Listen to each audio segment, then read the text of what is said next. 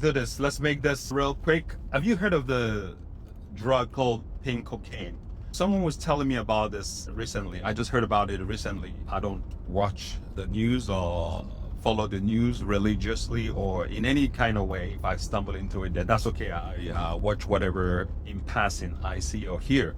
Yesterday was a great one. Al Pacino was talking about how he got the role of the Godfather and how that changed his life. And that was really amazing. I was stunned when I saw him talking about that that role. Anyways, that's not the story I want to tell you. I want to tell you another story, how I got dragged into the story, right? You have coworkers that just come up to you and start telling you what they care about or what story is going on in their world.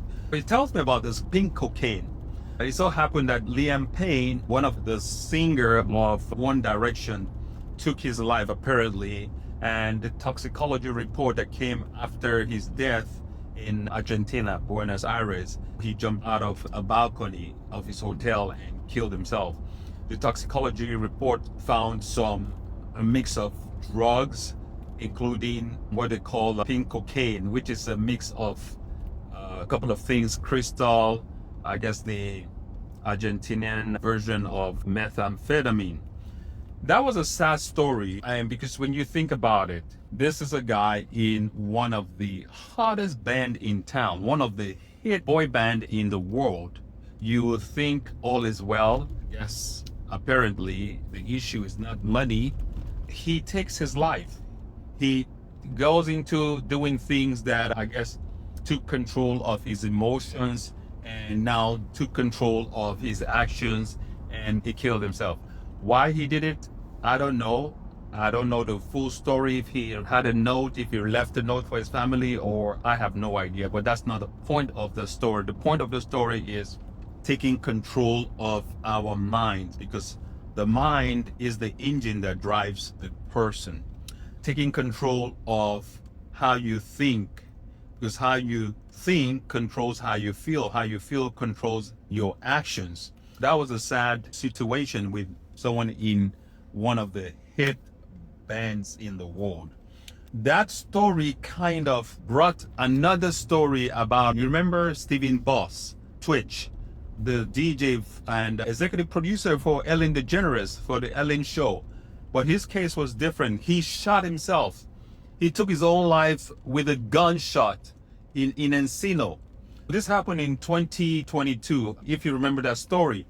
And interestingly enough, I worked with this man on the set of Safety in Numbers. That's the Kiefer Sutherland TV show back in the days. I was on set in that episode, Safety in Numbers, where we did a South African scene. I play a South African father. I was speaking Swahili in that TV show. And Twitch was a DJ and a dance choreographer for a scene that was happening in the story, in the show. I was a guest star on a TV show, and Twitch was on that set. That was the first time I met this person. I was fortunate to meet him in person and work with him on a TV show. When he took his life in 2022, that was surprising, because the thing is, you will think, look, this guy is on one of the best daytime TV show. He's got his family, all is well. Things are going well for him.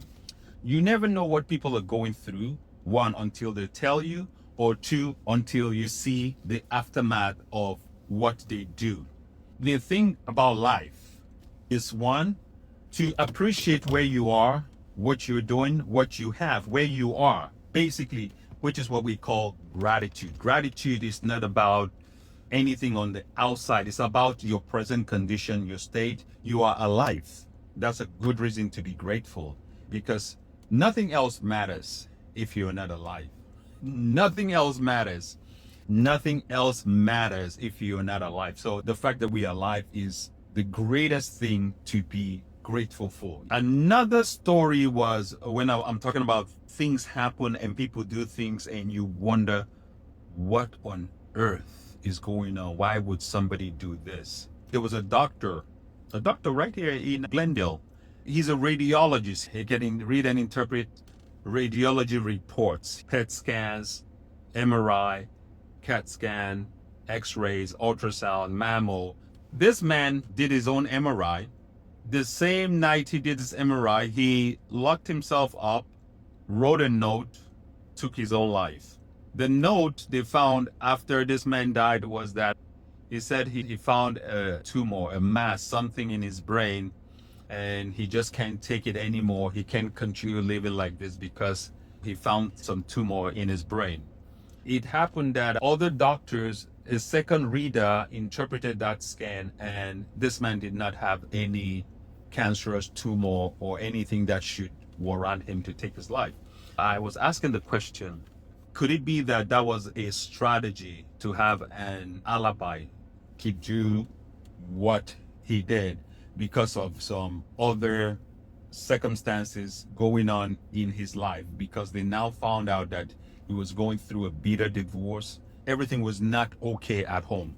After I heard this story, one thing I said to myself is, for sure, nothing would make me take my life because, one, I am very grateful for the fact that I'm alive, regardless of all the challenges that I've been through, the ups and downs.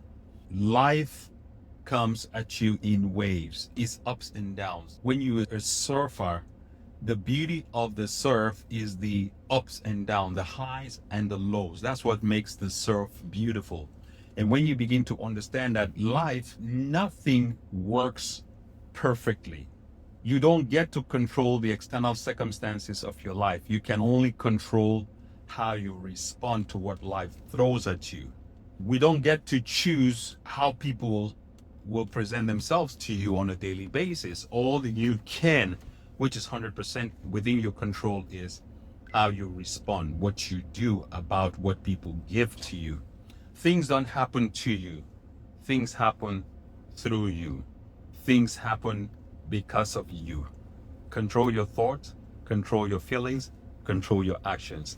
It's called attitude. Attitude is a composite of your thoughts, feeling, and action.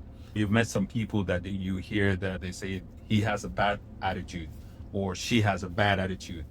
That just means their thoughts, feelings, and actions are negative, are bad, producing a result that is not healthy or conducive to be around. And when you say someone has a good attitude, that means their thoughts, feelings, and action is positive, is healthy, is welcoming, pleasing.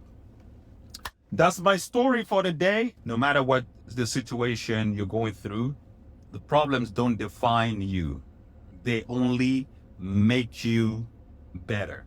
Challenges come so that you can elevate. Without metal going through the furnace, going through fire, it doesn't get purified. If you don't go through the challenges, the obstacles, you wouldn't know victory. Victory only comes from overcoming setbacks and challenges. You cannot be successful without knowing failure. Life does not happen the way that you only get easy, non-challenging, no failures, no defeat. It does not happen. It's not reality. But one thing I want you to know is that as much as you don't control what is thrown at you, you do control how you respond to what is thrown at you. And that's where the calmness, the serenity, the peace, the joy of living comes from. The calmness and the serenity and the understanding that life is not happening to you. Life is happening through you. The way you think controls the way you feel, controls the way you act, controls your result. Touchdown. Enjoy your day. This is Ike Onuoha signing out.